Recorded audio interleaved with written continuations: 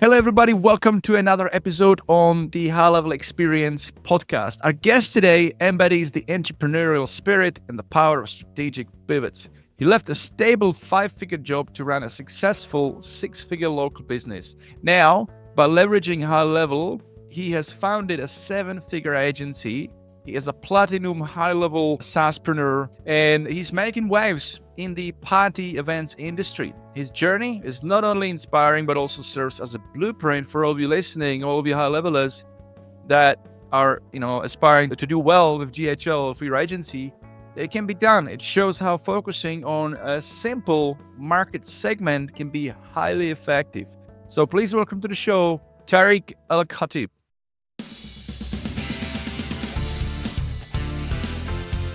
Thanks for having me.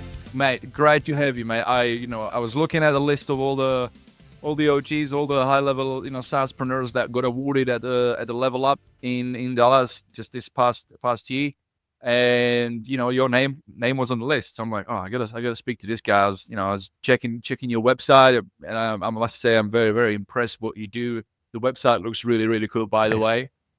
So, mate, it's really, really good to have you. You've had quite a journey from stable job to now running the 7-figure agency. EventHawk is what it's called, right? Could you share with us what the initial spark was that led you to take the leap of from like a secure, safe employment to entrepreneurship? Man, I think a lot of us are born with that entrepreneurial itch. I can't sit still. I'll never forget. I finally got my dream job, finished college, got into healthcare. I did x-rays and CAT scans. We were doing x-rays. It was like one of my first, just started the job, and we're doing x-rays. Me and this guy, he's training me. I'm talking to him about, one day, I want to start my business and all that. And how about you? And he's like, I'm going to retire. And I got my Roth IRA and my 401k. I'm like, you're going to work until you die? He's like, well, this is stable. Like, there's a lot of risk in starting a business. Tariq, you got to know what you're doing. I'm like, gosh, I can't see myself working for more than another 5 years. So long story short, I think it's just who you are. I don't think, there's a right or wrong answer. Some of us are just, we can't sit still. We wake up at 3 a.m. with $1 million idea. We run to the computer. Is that domain available? I'll go check it out. And man, I've started at least 20 different businesses. Most of them complete fail, didn't even launch off the ground. But eventually we rented a bouncy house for our kid's birthday party. And the guy got there, it was late, it was dirty, and my wife and I are cleaning it in front of our guests, and it was super embarrassing. And I look at her and I'm like, dude, we could do this. We could do better. And that's, I think, what makes an entrepreneur. Like I read in one book, like entrepreneurs never retire. Like when you're old, you're going to be sitting at the beach under an umbrella, and you're going to look at the umbrella and you're going to say, I can do better. I can make a better umbrella. Like that's how your brain is as an entrepreneur. You're always looking, you're finding problems and thinking of solutions. So that's kind of how it started. I thought of a solution, and voila, finally something I did worked. And it turns out there's a lot of demand in the party rental industry. So we were able to kick off very fast. Unfortunately, years later, I was not able to quit my job because I just didn't know how to run a business. I would spend all the money I made. I didn't know how to hire. I didn't know how to lead. And I was terrible in marketing. I mean, I would hire marketers and we would get calls for house rentals instead of bounce house rentals. I couldn't find anybody who understood my industry. It's super frustrating. So eventually I said, you know what? My wife told me to just go Uber. This was the biggest stab in the heart. She was like, I supported you all these years. I think it's time that you just drop the business and just Uber instead.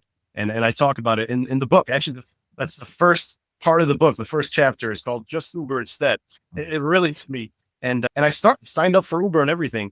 And while I was doing that, I was like, you know what? Let me learn marketing. So I took a bunch of courses, hired mentors, and I said, I cannot take the L without at least trying it myself. And within the next 4 months our revenue tripled the revenue in 4 months from that moment, because I did marketing correctly. And my wife asked me to quit again, but this time she asked me to quit my job. She's like, the phone is ringing like crazy. Customers are coming in. I can't do this by myself. I need you to put in your 2 weeks today and run the business full time.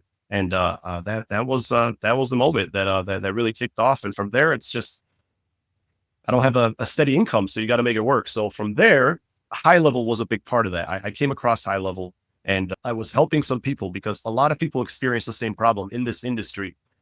they have businesses. They don't know how to scale.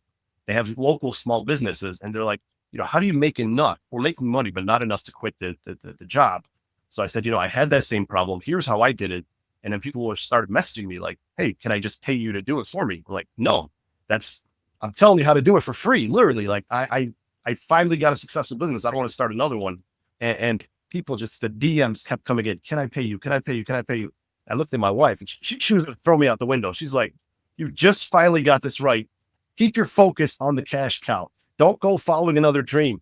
I'm like, this is really, really cool though. And I stepped and they were like, I don't know how to do all that. Just do it for me. Here's money. Just throwing money at me. And eventually my wife agreed. And man, from there, I took on 5 clients, 5 turned to 10 turned to 100. And as of now, we are the largest party rental marketing company in the world.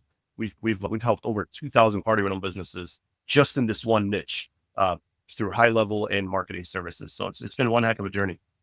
Oh man, what a journey! Let's go back though. I want to sort of understand better what a journey has been like step by step. If that's okay. And this is so relevant for everybody listening. Like I think all of us listening here, we're all entrepreneurs. You said it at the beginning, and like we think about something, we get a bright new idea and we want to pursue it. We want to prove to ourselves that we can do something we can build something, we can do something for others that's going to be recognizable, and we can make it into we can make a living with it, right? I spoke to my wife at the breakfast, I read this somewhere. It was like written so well. It's like, running a business is tough. It's like at the beginning, you might be working 60 hours a week and you still don't have enough money to pay yourself a paycheck. Mm-hmm. When it starts to grow, you might start to pay yourself, but then very quickly you realize you need employees. Then you hire employees. Now you're paying them and you can't pay yourself again. When you can't start to pay yourself again, then there's always downturns. So when those downturns happen, you still have to pay your, again, you cannot pay yourself, but you still have to pay your employees because now they're on the payroll.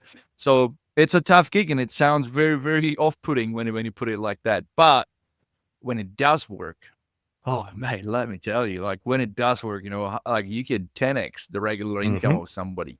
You can have that freedom. So I 100%, approve the path of an entrepreneur. I've been entrepreneur myself for good 15 years, and just like you, so many bright ideas, so many cool things that didn't work out, and but we just keep going at it. I don't know what it is. Yeah. I wonder what it is. Like we could easily, like I'm in Canberra. There's a lot of government jobs, and they're pretty cushy jobs. Government pays you all the benefits, hire everything, right? But I'm like, I just think about that, and I'm like, there's no way I could go and do the 9 to 5 and I'll just feel miserable. Because by nature we want to I don't think that we have a status quo. Like we are comfortable with just following a process. We always look at an improvement, how it could be. But when you work for somebody else, you don't have that power to improve things. You're in a box. You might raise your hand.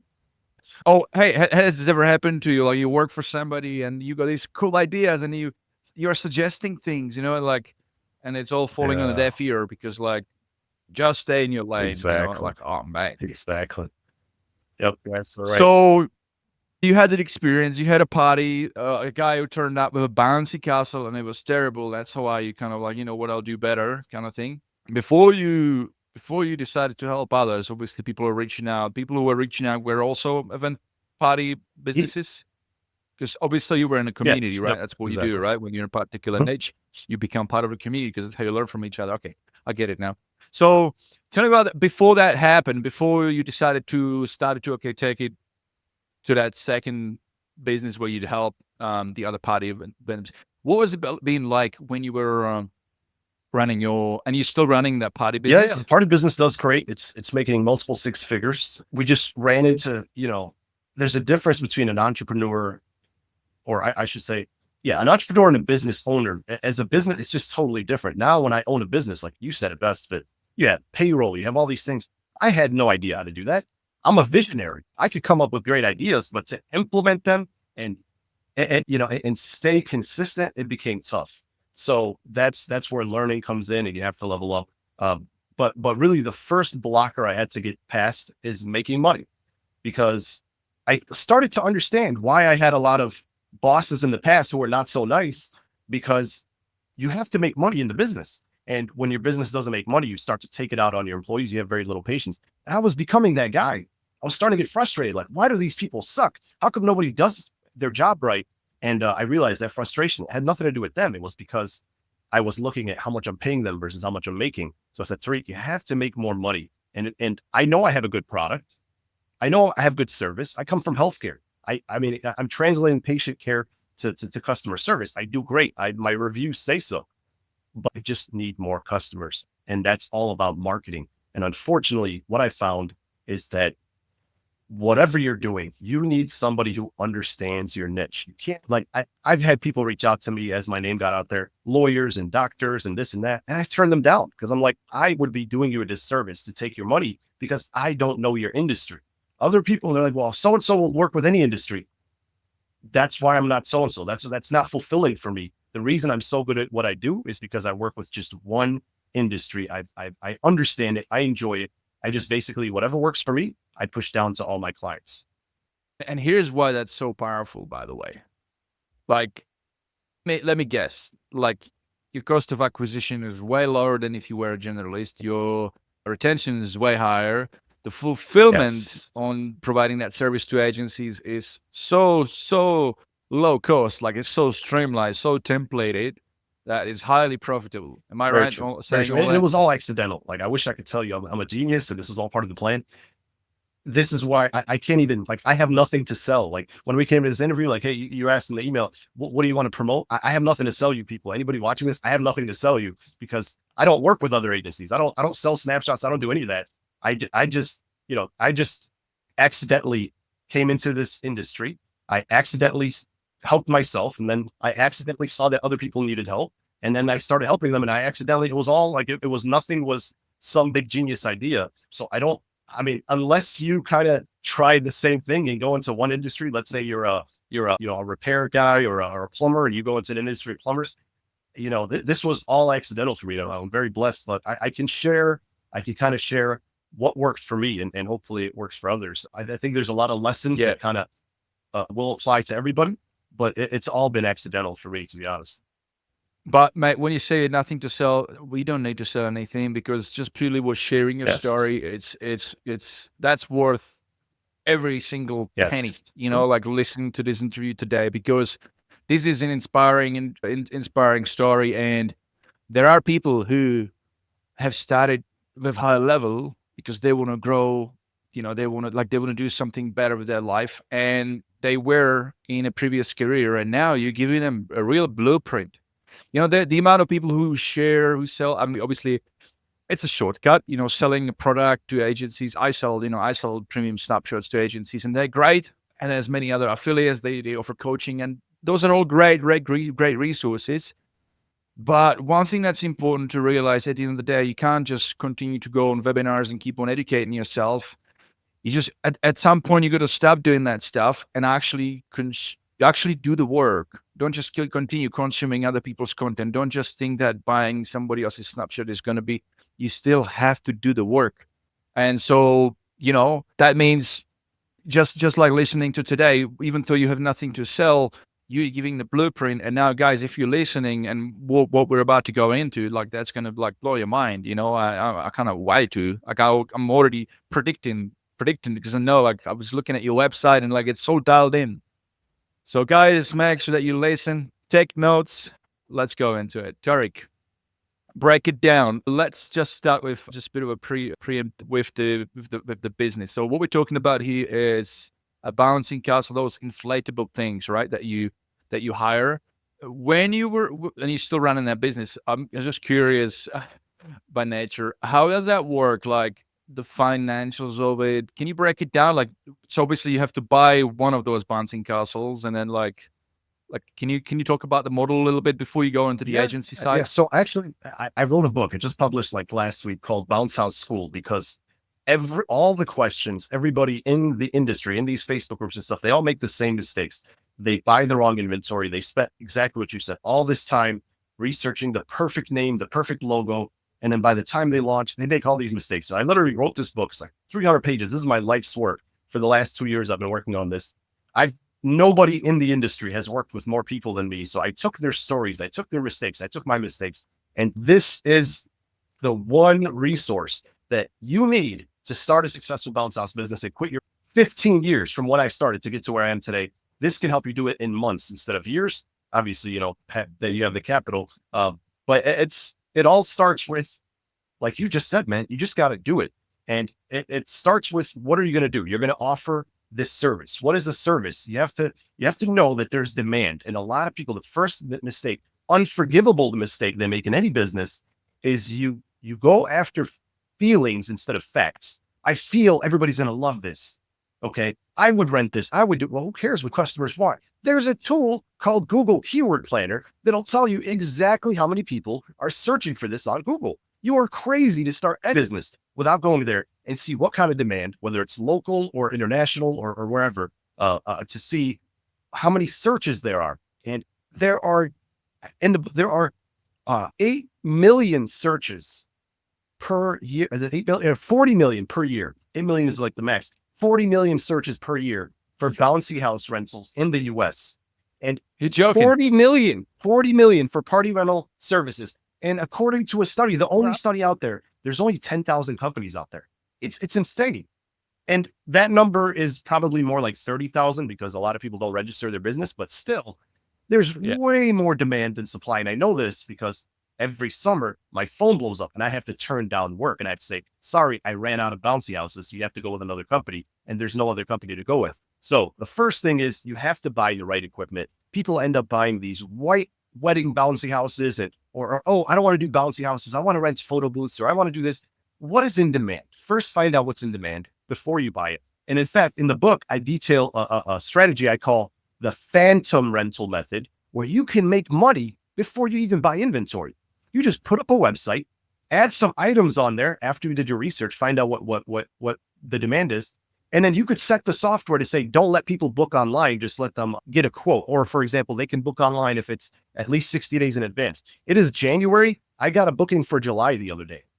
So you can actually put stuff on your website that you don't even have yet, just to test the waters and run some Google ads, and you will start to make money before you spend any money on inventory. And that's what I think is so important. I wish I knew this. But that's where it all starts. You have to start with what people already want.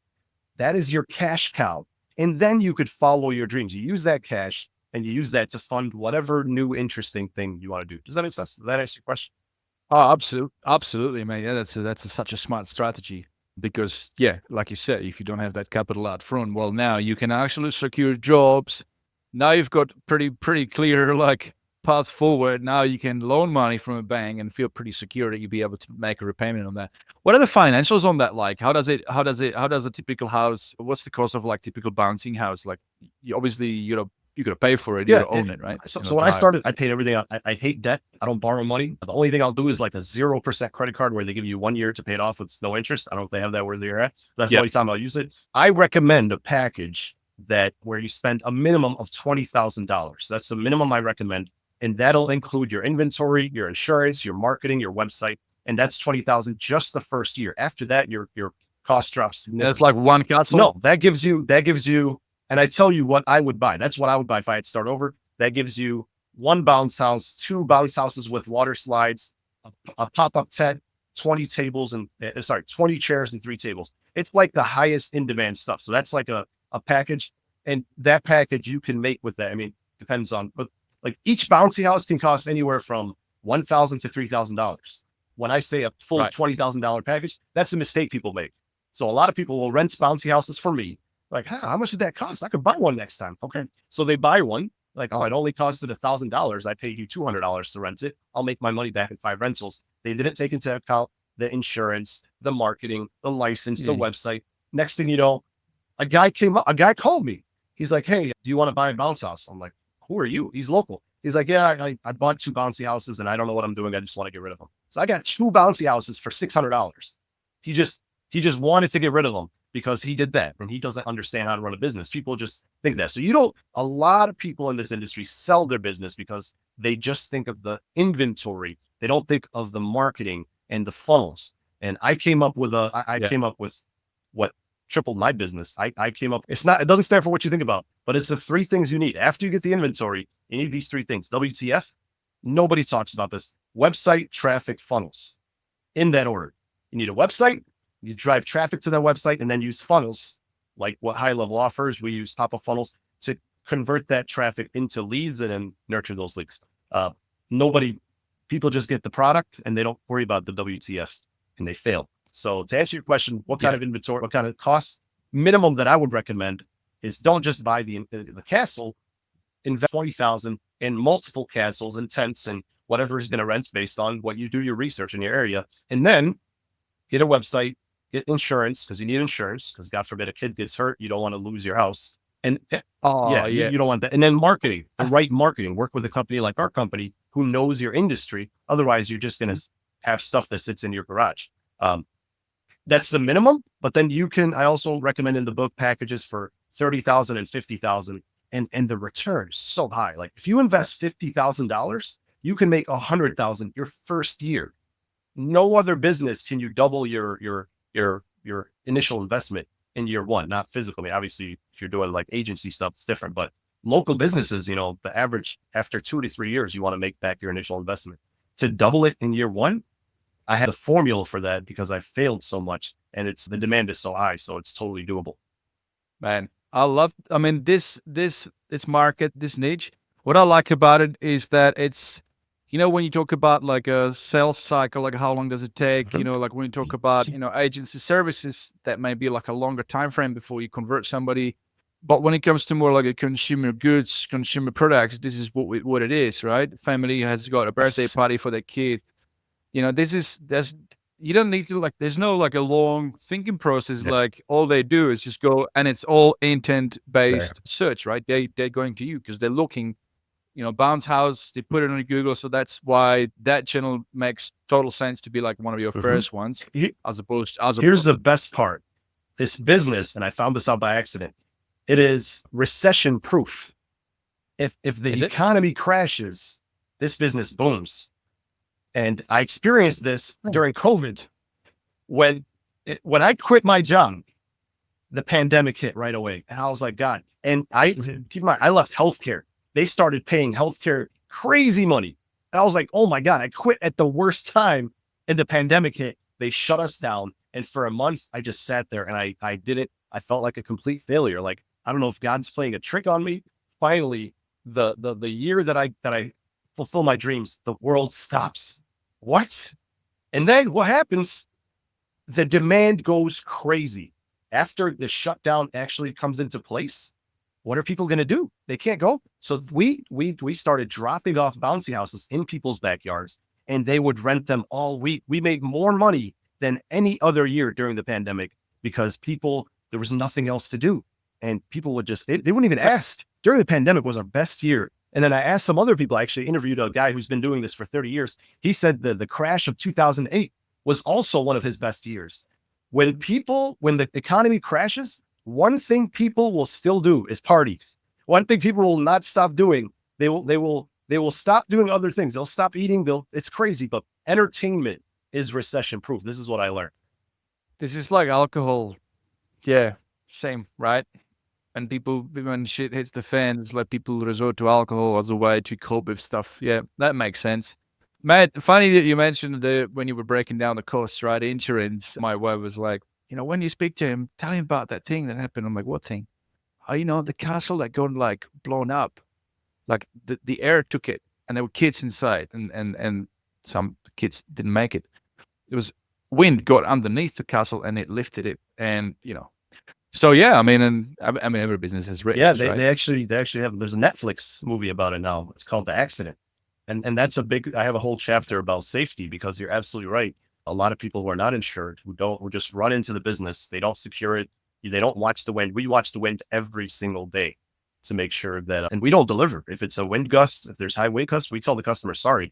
And if the customer is going to leave us a bad review, that's okay. They have sometimes. Sometimes they've gotten upset. They blasted us and they've left us a bad review because we ruined their party. I'm like, I didn't ruin your party. I saved your kid's life. And if that's how you see it, then that's okay. I can live with a 1-star review. I can't live with your kid getting hurt. And I talk a lot about that in the book. But yes, you're absolutely right.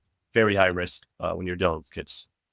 Now, in general, the economics of scale are like powerful, right? And you say, 20 grand, invest 20 grand. So you get a couple, don't just get one, get a couple of more in the inventory. Can you just like explain to the guys listening in general, and not just bounce houses, but in general, like why this is so powerful? Like, and I can already see why, like if you go to one house, then like, you get booked. That's it. That house is going to make money. But like, it's in terms of repayments. Like if the moment you got 3, the moment you got 5, repayments just happen a lot quicker. But can you add anything to it? Yeah. I mean, you have to have the right packages. You have to have the right stuff. I have a few items. I have tons of stuff that just sits in my warehouse. Nobody rents because I was like, that's cool. Everybody's going to rent that, and nobody rented it. So it's important to get the right stuff. For example, variety. No, don't get that's the problem. We just, if I like it, they're going to like it. No, you have to.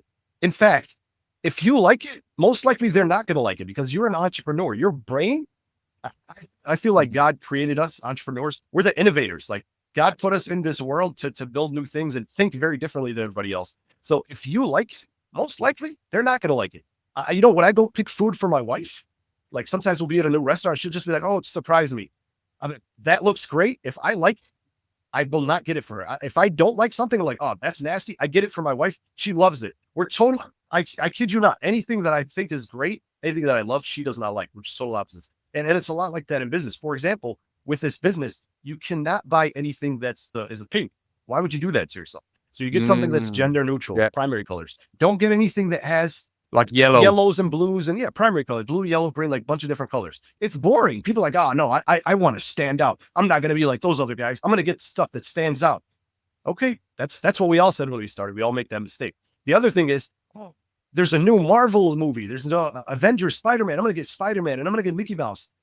2 years later, that dies out. You shouldn't have got that theme. Don't get anything specific. Don't get anything dinosaur or this or that.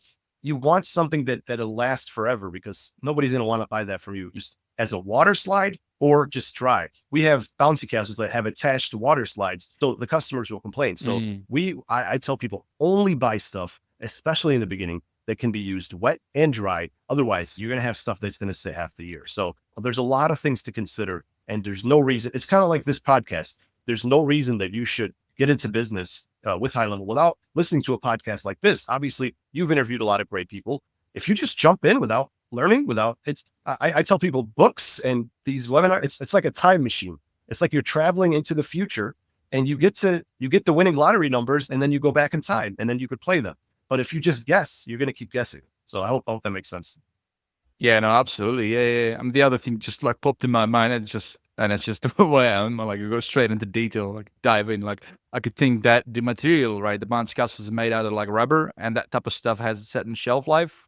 So if it sits on your shelf, not making money, if it's in your inventory, right, there's that like, I don't know, probably maybe last 5 years, but then you got to replace it kind of thing, right? So yeah, this is cool. So, okay, so we've unpacked the business of what it's like running a bouncy castle, but let's be real. We got high levelers. They're running lots of different niches. So let's move past it now. I think what everybody really wants to know now is how you've been able to earn a diamond SaaSpreneur award at Level Up. Platinum, which is that 1,000. Diamond is next year. We'll get diamond next year, and I'll be on the show again. So it's gold, platinum, diamond. Yeah, I think there's silver, gold, or gold, platinum, diamond. No, yeah. So the base one is 100 sub accounts, paying SaaS sub accounts, SaaS enabled sub account. I think that's the definition of it. Your platinum.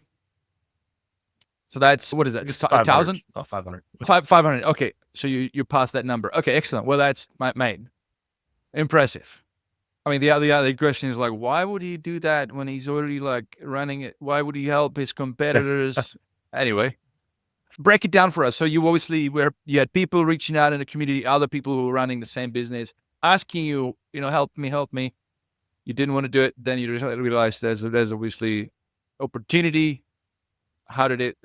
Can you talk through the process of the beginnings of it and to where you're now? Well, one of my favorite books is called Start With Why, and I think in that book, Simon Sinek. There you go. He says, when you start a business, why do you want to start a business? To make money.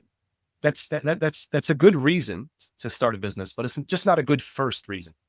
Your first reason to start a business has to be to help solve a problem for somebody. And I think that's why most of my other businesses have failed, because I wanted to start an Amazon store or crypto or whatever to make money. And when you come in with that's your primary objective, you will fail because you don't have a strong, because when things get hard and when you don't make money, you will quit.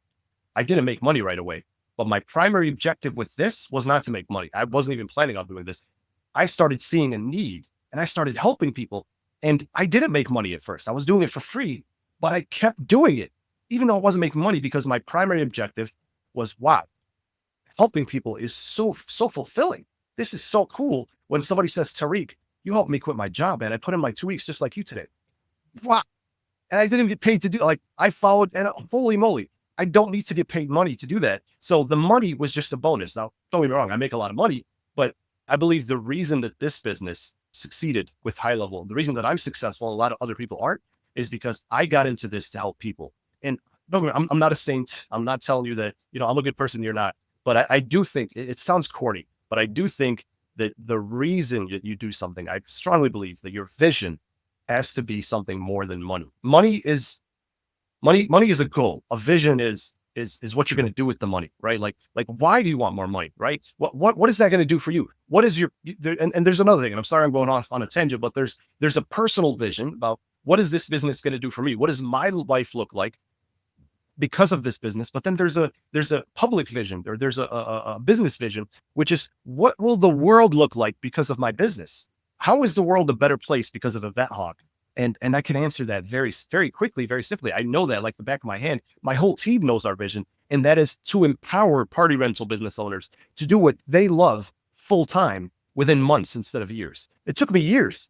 I want to help you do it within months, not years. And I want to empower you to do what you love than me in this business, in HighLevel, in the party rental industry. I'm new compared to a lot of people, but I keep winning and leveling up and scaling because I just love helping people. It's just fun for me. Honestly, it's fulfilling. And people think I don't care what you think, but that's my reason in my heart. I love that. I enjoy it. And I show up every day to just help people. And the money is just a side effect of that. Love it, man. You're very passionate about what you do. Now, outside of that, I'm happy to share strategies of how I help more people. I'm happy to do that. And for me, and I'll tell you, because I really do want to help you guys. For me, again, I did this accidentally. So I'm going to share with you guys the accidental strategy that worked for me. But it was basically a Facebook group. I was in a niche Facebook group, and people laugh at me all the time when I tell them what I do. They're like, why do you stick to one niche? Why do you? And I heard somebody say this, the riches are in the niches, right? And it's true. It is. Every time I think about expanding, because I'm an entrepreneur and I hate it. It's the biggest mistake I make. I'm like, you know what? I'm doing so well with these people. They love me. Let me go and help other people. And it sucks and it hurts, and they hate it. And then I'm unfulfilled and they're unfulfilled. So I keep having to remind myself, just stay within your niche. Don't expand, because this is what makes you happy. And I have a wife, I have kids. I don't want to do things that I don't like. And then I start losing my temper with them because I suck. You don't need that, man. But I will tell you what worked for me. Here's how I did it. Way before this, for years before any of this, I was part of community Facebook groups. And I'm part of these groups, and I asked questions for help. I asked for help. Hey, how do you start a party rental business? How do you market? How do this, how that? And then when other people ask for help, I also help them. So that's the first step. Genuinely help people, genuinely be in these Facebook groups, be active. And then when I finally found something that helped, this is what kickstarted it. I actually have the post in the book. I have a screenshot of my very first post. I said, I finally came across something that tripled my revenue. If I hosted like a webinar, I've never hosted a webinar before. I believe it or not, I'm a shy, quiet person. Believe it or not, people don't believe me. I'm not a talker. I'm like, but I'm so excited about this. If I hosted a webinar on how I did it, would anybody be interested? And I got like all these comments, and then I hosted the webinar, and I just gave it all away. I said, you use HighLevel, you use a website, you use funnels, you do this, and this is how you do it. And people their jaws were to the floor, and they're like, how do I pay for this? And that's when that's when it all was like, okay. And I was charging like $50 at the time for everything, but that's it. You give so much free value. You give, like Gary Vee says, jab, jab, punch, or you give. Then you ask. You give so much free value that when you ask, it's like a no brainer. Like, this is the guy that's always giving, right? And that's why nobody can compete with me, because I give my best stuff for free. Like I have a whole library full of templates and videos and how-tos, and literally my competitors use them, against me. And I don't care, right? I don't care. I believe that, this is what's fulfilling for me, is just to do this stuff. And I think you have to be a natural born teacher to win at this. But what I learned very quickly is SaaS is not enough. Just the software for me wasn't enough, because the industry that I'm working in is very old, very behind, very non-tech savvy. They don't do any kind of marketing. So I got a very high churn rate. Most of the people who signed up would then cancel because I gave them this high-level software, but they weren't getting any leads because they weren't marketing. It's the commodity problem. Yeah. It's just a set of tools. They get overwhelmed. And they expected that it was going to be a miracle. And that's when I started, I got the opposite of a good reputation, because like, oh, yep, he scammed me. I'm like, dude, you got to market your business. This is just a tool. You have to use it. So we had to start offering marketing services. So now we offer Google ads, Facebook ads, we offer all that. And it works so well that we will not sell you HighLevel without the marketing services. It's all in one or nothing. If you just want HighLevel, go to HighLevel. We'll refer you to somebody. I will only work with you if you buy WTF from me. You have to buy all three, because I know that all three work. So if you hire me, the first thing I'm going to do is I'm going to fix your website. That's all included in the package. Then I'm going to drive traffic to your website. Then we're going to use the funnel to grab the traffic and convert it into leads and nurture them and auto text the email and all that. From there, you just have to pick up the phone and sell them. And book them for the events. Yeah, that's great. I love it. And, I wanted to say before, there's a true power of reciprocity here, guys. Like when you genuinely want to help, like it comes back to you. When you were saying that you were also sharing the underlying platform, like the whole, full open book, like using HighLevel. Really this is how I do it. This is how I do it. This is like mind blowing that, like I would look at that and I'm like, yeah, cool. That's what I'm going to do.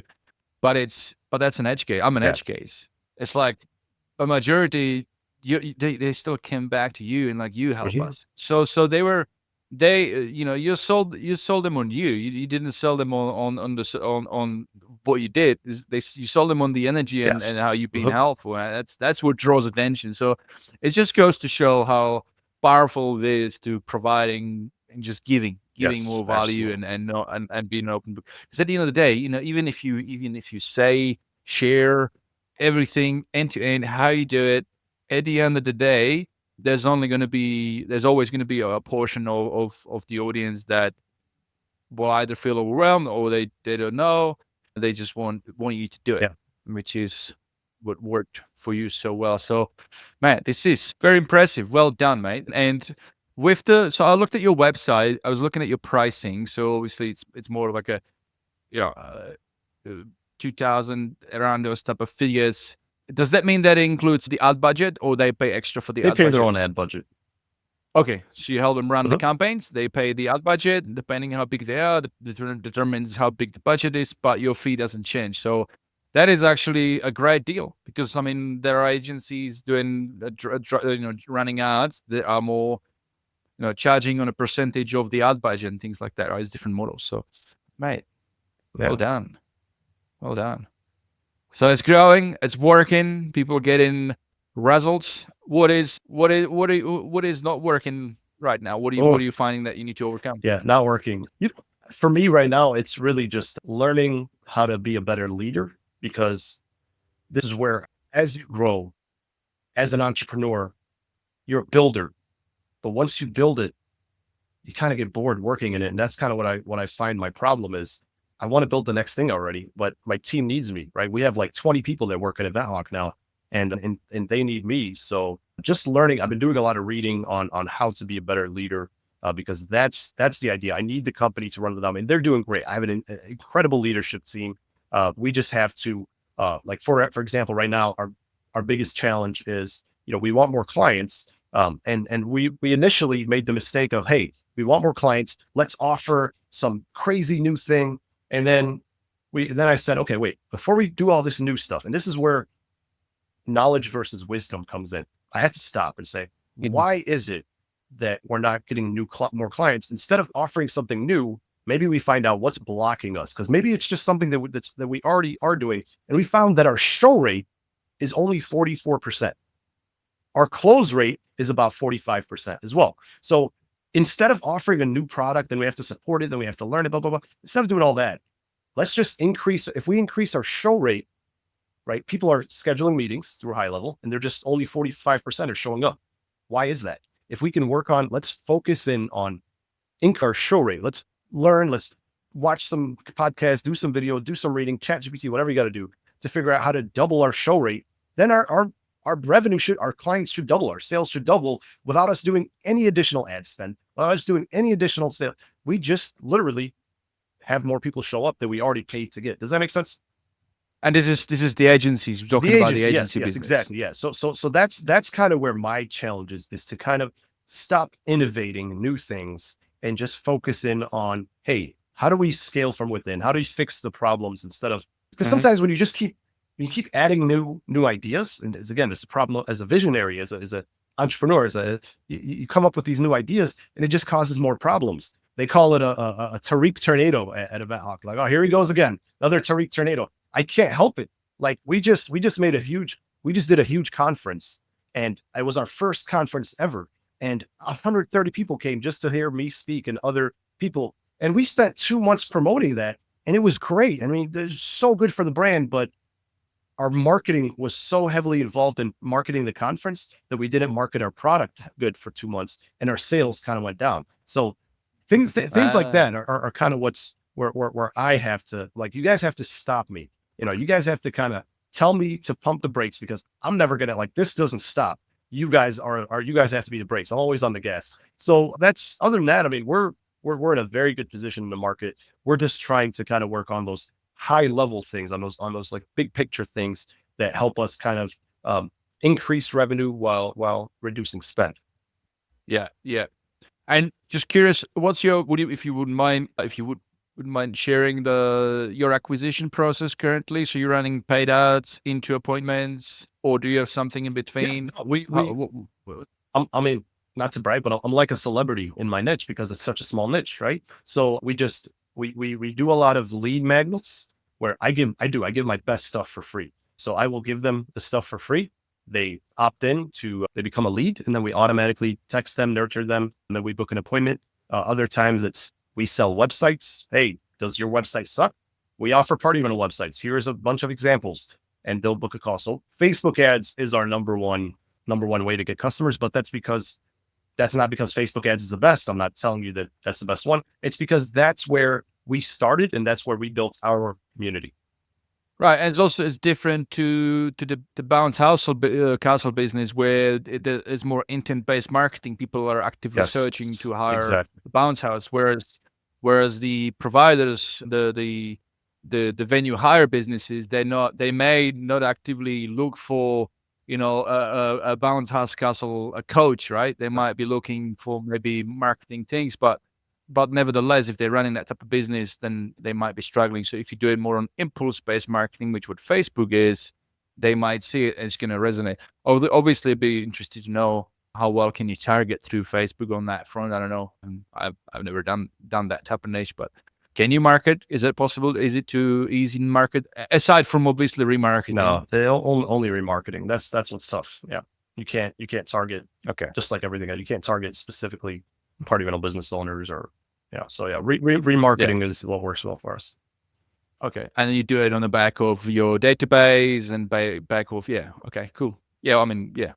Great, mate. This is very insightful. Thank you for sharing. Let's tell everybody about that book. I know you already kind of talked about it, but yeah, man, very, I want to very, very proud of it. To me, a legacy is what it's all about. We get into business to build a legacy that will live longer than we live. Even when we leave this earth, we leave something behind that will make this world a better place. And to me, I've always wanted to write a book for that reason. I know authors don't make a lot of money. I didn't realize how little authors make. Like Amazon pays me every time. Like first book, I think I got paid $1.36 on day one. Like, whoa, I did not know it's going to be that little. But yes, so I've been working on this book for over 2 years. Every mistake that I made, everything that could possibly go wrong, from buying inventory to family, because my marriage suffered. I ruined relationships with friends and family members because of the business, because I felt that everybody needs to be understanding and be patient with me and tolerate my BS because I'm building an empire for us. And they didn't see it that way, right? This is my dream. So I talk a lot about that stuff. And I know that's not why people buy the book and they're like, what are you talking about? But it is probably the most important thing, because a lot of times your business ends up competing with your vision. It ends up going against it. Like, you started a business because you want to be a better father, better husband, live a better life, but you end up working every single weekend and you don't have time for your kids. Like, that's the opposite. Like, what the heck? And that's why in the very first chapter, it's not all about that stuff, but in the very first chapter, I have a vision. I call it vision builder exercise, where I help you use ChatGPT to come up with a vision so that you can always go back to that vision and go back to what should you say yes to and what should you say no to. All depends on your vision. But outside of that, this book is literally designed to help you start a party rental business and quit your job. It's not for everybody. It's got a lot of great lessons, whether you're already in the industry, the party rental industry, or you're thinking about starting a party rental business, or really any business. I'm a very, I love learning. You could see all the books there that I've read. Probably read a lot of the same ones. And that's what books are. You take what you learn and then you combine it into one book. And that's what this book is. It's everything from marketing to building a business, to buying inventory, to research. And it is very specific to the, just to be clear, it is very specific to the party rental niche. So it doesn't speak to SaaS founders. It doesn't speak to HighLevel. It speaks to them. You could still learn a lot, but the book is really all about helping you follow my journey from quitting your 5-figure job to hopefully running a 6-figure business, and without letting it continue, so that you can make yourself up from the beginning to have a company run without you. I think that's the mistake a lot of us make. I know I made that mistake. I built the company. Everything was here. And when I wanted to step away and do more with HighLevel and do more with the agency, I couldn't, because I built everything in here. So from day one, I teach you how to build a knowledge base, how to have your core values, and how to have everything ready so that when you're ready to step away from the business, and that's what the second book is going to be about.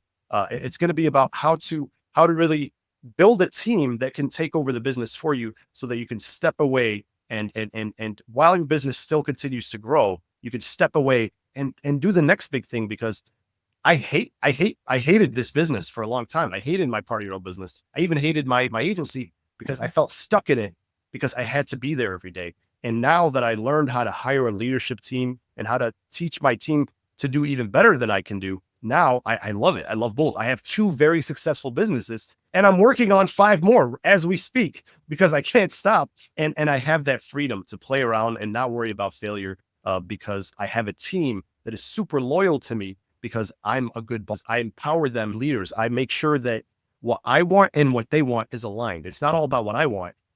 When I hire people, I ask them, what do you want? What are your personal goals? What is it that's important to you? Because I want to make sure that I help you do that. For example, the girl that's running my business right now, her name's Zoelle. She grew, she's been with me for about a year now. She grew my business almost 40% more than I've been able to grow it. And the first thing that I asked her is like, what is it? What is your goal? And she's like, I really want to I want to own a tattoo business. She wants to start a tattoo parlor.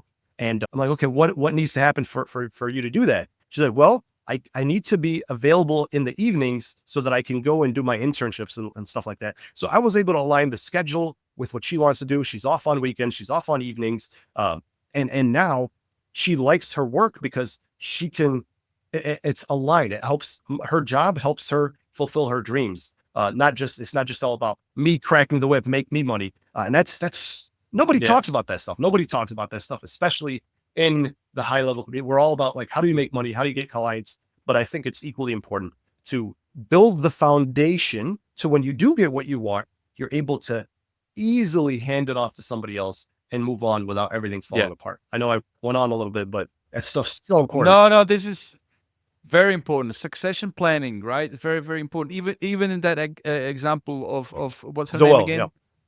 Zoelle, right? Even in her example, she's been so valuable for your business as a team, and she's been able to grow it. But she's got her own passions, right? So it's almost like even there, you could probably see maybe there is a shelf life of how long she might stay. Yes. If she kicks it off, she might want to be really, really passionate about running her own tattoo business, which is great for her. And you need to make it, and then obviously you support that, right? So like, it's almost like how can I make sure that we then find somebody else that's going to be as good as you, so that we can start working on that process. And in any way, like, just caring about people is just what works. And what I'm trying to say is, guys, like, if you didn't relate how this can help your business to this point, I just want to go back to that book. Just, even though, like, I mean, you said it, even though we've been talking about the bounce house castle business, just replace that with whatever that is that you're passionate about. You started your agency on the back of maybe working in a particular career. Like, I've been in the fitness industry. I've been a personal trainer for 8 years, so I'm passionate about that.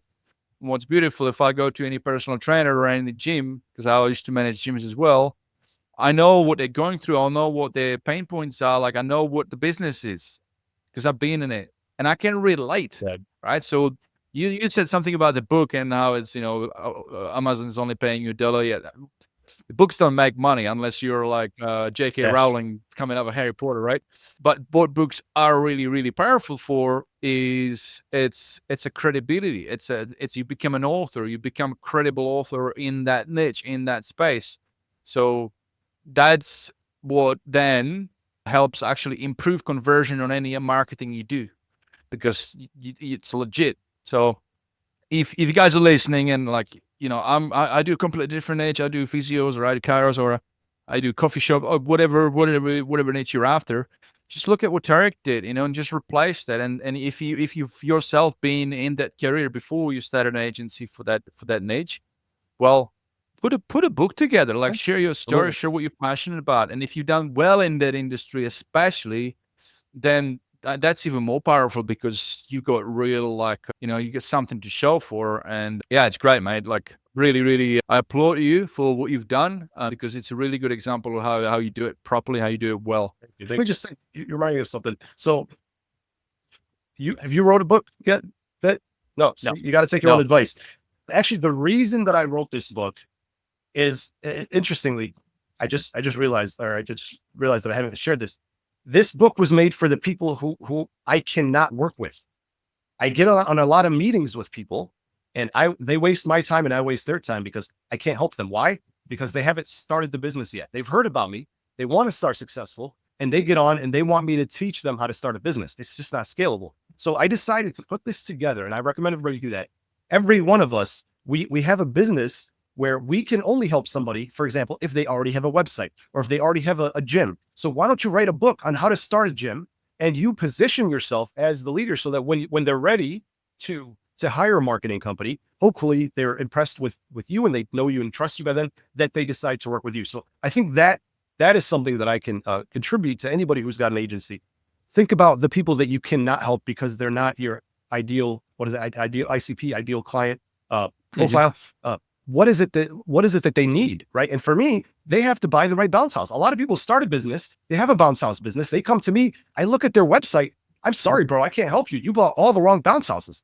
And he's like, bro, I spent $20,000. I'm like, I know. And I'm so sorry. You just wasted $20,000 on stuff that nobody wants, because there's no book that exists out there that teaches you what to buy. So I came up with that book because I want you to read this book first. Read this book, buy the right inventory, do things right, and then I can come in and help you. So I think everybody here should think it took me a really long time because I've never written a book before and I overthink it. But I think if you just start with a Google Doc, start with what are the things people need in order to be successful with you?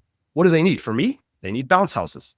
That's pretty much it. That's really all they need, is the right bounce houses. I can help build them a website. I can help them. They need insurance. So I teach them how to get insurance. They need to register their business. They need a business license. I teach them how to do that. I teach them how to find out if their state has specific legal requirements. So I teach all the things that I don't really offer, right? And I do teach them a lot about the things that I do offer. For example, I teach them what is SEO, what is Google ads, what is Facebook ads, what is Facebook Marketplace? Because a lot of them just live on Facebook Marketplace for the rest of their lives. I'm like, that's a good place to start, but here's why there's other things that are better. So I educate them on that. And if this is where the relationship ends, great. I contributed to somebody else's betterment. But if they decide that they want to level up and they believe that what I teach is worth it, then they will schedule a call with me, and there's a call to action in there. And when they have that, then I will be the voice that they trust to take them to the next level. So I think that all this to say, you need something for the people that aren't ready to work with you yet. And that's what this book is for me.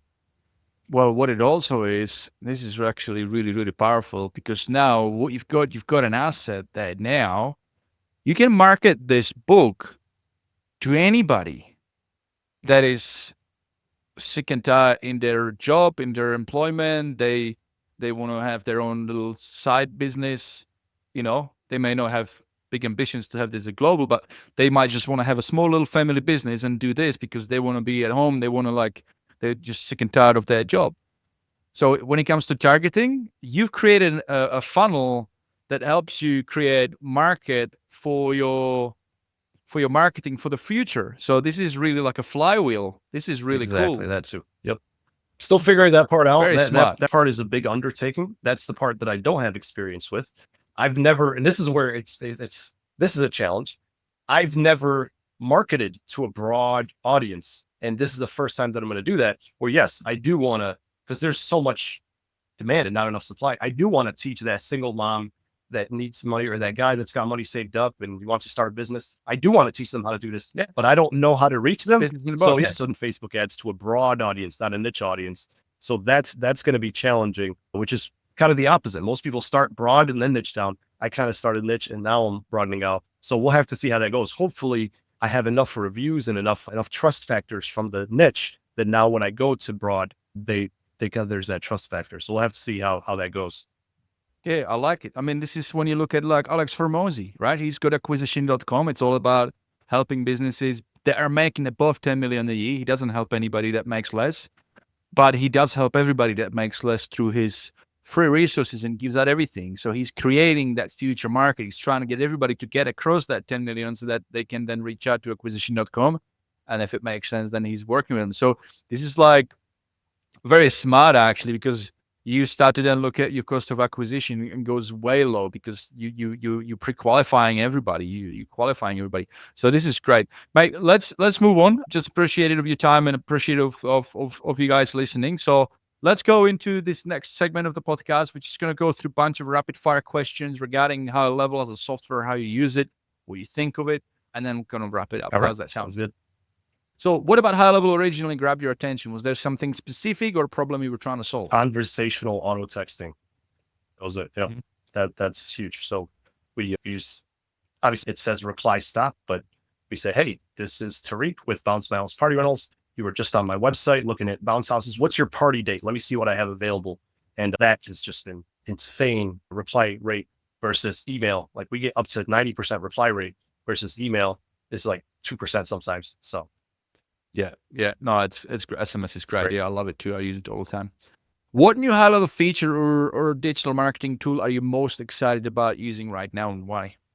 Honestly, I wish I paid more attention to what's new. I'm really not sure. We mainly use the funnel builder. There are some things we wish they had, like webinars and stuff inside there just for me, but for our clients, I mean, it's really got everything that we need. I love the WordPress plugin. We plug that right into their existing WordPress website.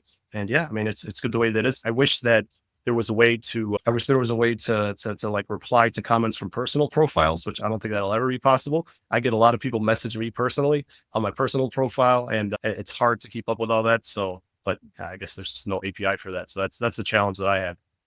I was curious, maybe like voice AI for inbound. Like, do people who are looking to book a castle maybe often have questions? Maybe that could be interesting. Yeah. I'm kind of biased. I feel I could be wrong, but I feel like AI is a fad. I don't know, I'll piss a lot of people off, but I think the people who rely too much on AI, people want to talk to other people. And I think that my job as a coach, what I teach my clients, I teach them how to hire a team, because you need people. AI is a shortcut, but you need people to drive the AI. So yeah, I have not played around with that yet. I've seen some of the really cool things that it does, but at the end of the day, I would rather invest in other people and create jobs. And there's tons of people out there looking for jobs. I love building my team. I love it. I can appreciate that. Yeah, that's good answer, mate. I love it. What are you looking forward to most in the next? Well, I guess you won't have an answer to that because you see you've not been looking for things. So let's move past that. If you could give one piece of advice to a new HighLeveler to make their life easier when adopting and using HighLevel, what would that be? Solve a problem. Don't go in trying to make money. Go in, just learn it and help people for free. Give free value, give free value, give free value. And that's what Alex Ramosi says, give, ask. That'll be my best advice. I love it. I love it. Mate, we have a segment called the Beef on the show as well, which is an opportunity for people who have an ideas that they've submitted on the ideas board. You familiar with the ideas board? Or it's right? It's die, right?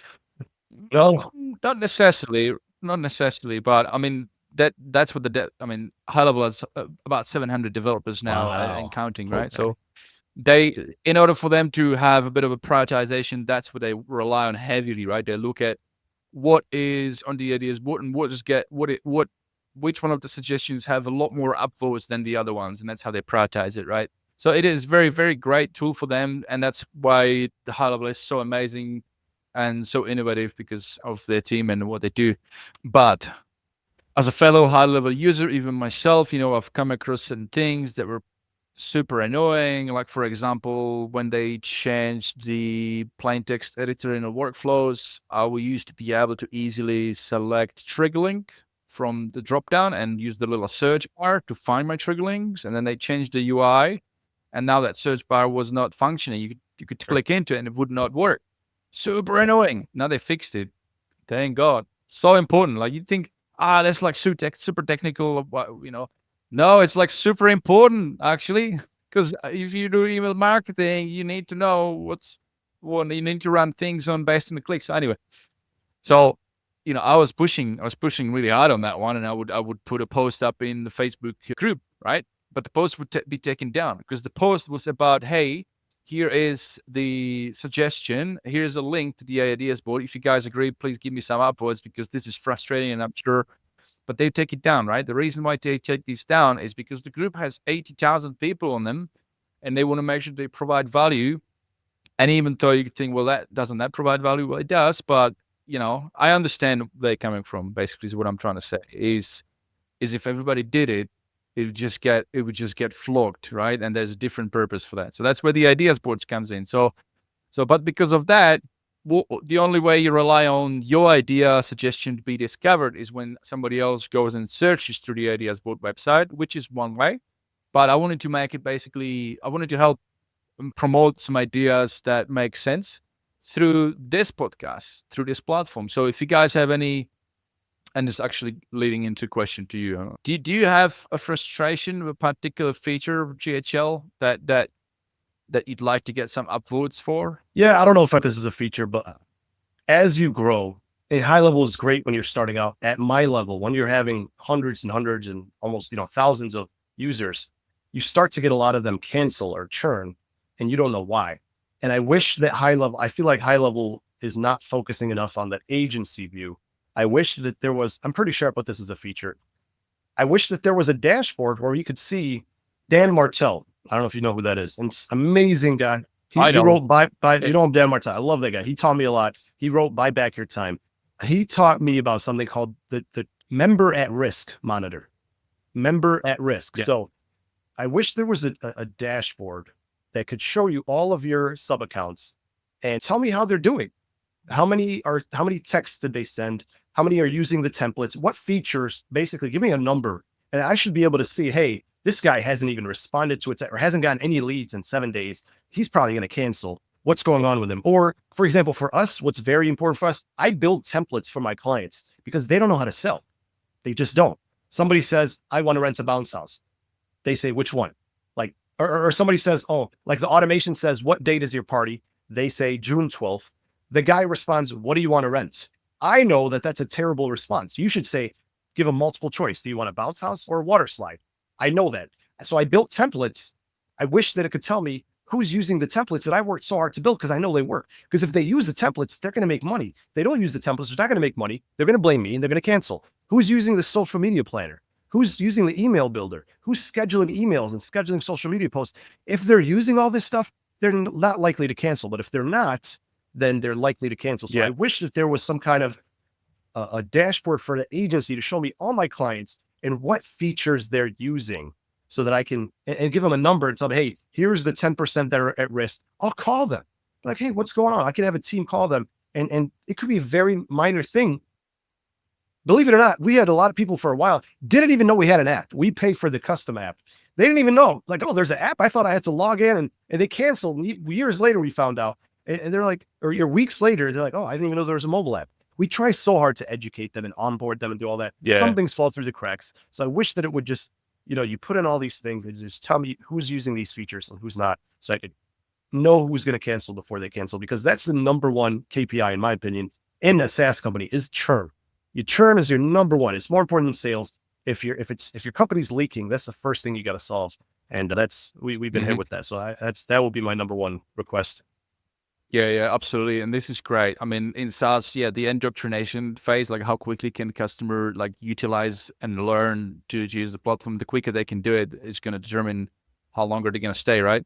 We should clarify. So there is a dashboard, guys. Like if you go into the agency level and sub accounts, there is some analytics into how many form submissions they have, but there's nothing of the nature of what you said, which is a tracking the usage of the software, like what particular feature has been viewed.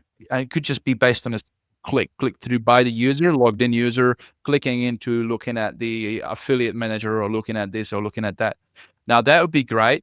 What would be also good if they could then turn it into an automation so you can set up triggers based on that. So if it's been, they sign up and it's been 30 days and they still haven't clicked into social planner, they haven't scheduled anything. Now you can do that to me, I can't believe that they don't have, here's my beef. I can't believe that they don't have agency level automations yet.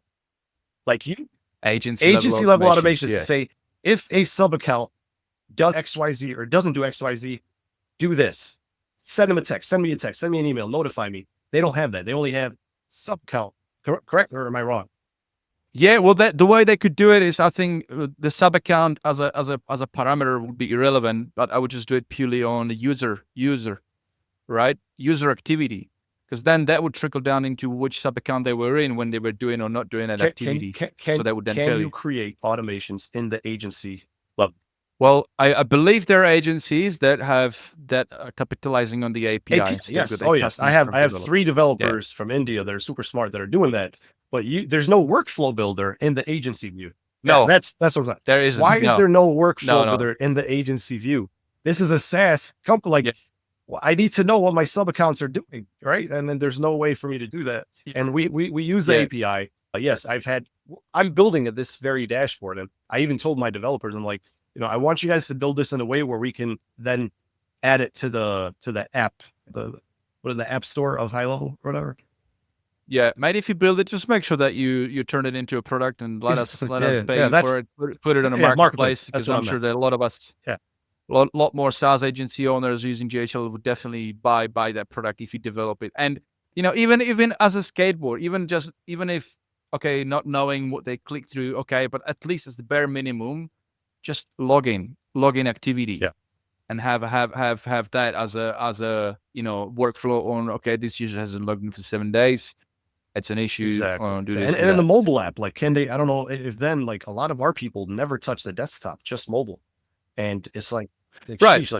So has this user downloaded the app is maybe tricky to find out, but is it easy for HighLevel to find out if a user has logged in through the mobile app? I don't think like response rate is huge. And we already built this. So my developers already built this.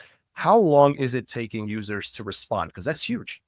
I know this for myself, but I'd love to have the data that our top 10% of our accounts that are making the most money, have the highest close rate, are responding within 5 minutes versus the lowest accounts are responding within 5 hours. Then I could take that data and say, hey, here's why you're not making money. It's not me or you. You just have to respond faster. I will teach you here. Watch my masterclass and my webinar on how to hire a VA, right? Or use whatever to respond faster, because that's all your customers want, is for you to respond, and you'll instantly gain credibility. But we don't know any of that. There's no way to track response rate, response time in HighLevel. And here's where that matters, right? So when you then get the cancellation, currently it's like, well, this sucks. Like, but what do I have in my disposal to use as a counter argument so that I can keep them stay, right? Yeah. Well, look, guys, this is opportunity for you guys as well. So we do have an ability for you to submit your beef through a simple voice message. If you head over to highlevelexperience.com/thebeef, you'll be able to submit your brief. Just the rule is that you record it, video, voice, or audio, what your agency is, what you're frustrating about, but you have to have first submitted the idea on the ideas board so that we have a link that we can then share on the podcast so that other people who relate to that can go to that link, your link, and give you uploads for it. Because again, 700 developers, right? They're working day in, day out. How the hell they're supposed to know, which idea to focus on if it doesn't have the upvotes? It's purely democratic way. There's no other way to do it, right? So, Tariq, if you've done the submission on the ideas board, I'll get you to send me a link for it as well. If you haven't, do it after, and we'll put it in the show notes for the guys listening. So that's the beef. We love HighLevel. Obviously, it's an amazing platform. It's a software platform, and with software platform, there's never going to be everything perfect. But what I am very appreciative about is their mission vision for this year, which is what they promised us in the level up, right? They said that this year you're going to focus on releasing less new features and on optimizing more things. So that's coming. That's very promising. Tariq, let's wrap it up, mate. I super appreciate your time. It was really, really good to have you on the show today. Can you just say the name of the book again for the ones who do want to, for whatever reason, they want to, even not in their business, but they want to, hear your story? Bounce House School: How to Start a Party Rental Business and Quit Your Job, by me, Tariq Elkhatib. That's the name of the book. And just go to Amazon. Yeah, type in Bounce House School book. We are the #1 new release in business startup. I'm mind blown. My first book, and it says #1 in starting books and starting a business, and we're #1 somehow. So thank you to everybody who bought it. I guess we're getting a lot of sales. But it's amazing. Yeah, it's a really good book, getting a lot of 5-star reviews. So I highly recommend you guys check it out. And thank you guys for your support, especially if you're not in the party rental industry or just want to read my book just to kind of learn more about my journey. Thank you so much for supporting me and supporting a fellow high leveler by buying my book and supporting my journey. I really appreciate that. And thank you, Vit, man. Thank you for giving me the platform, man, for giving me the stage and giving me an opportunity to share my story. This means a lot. You're a great guy.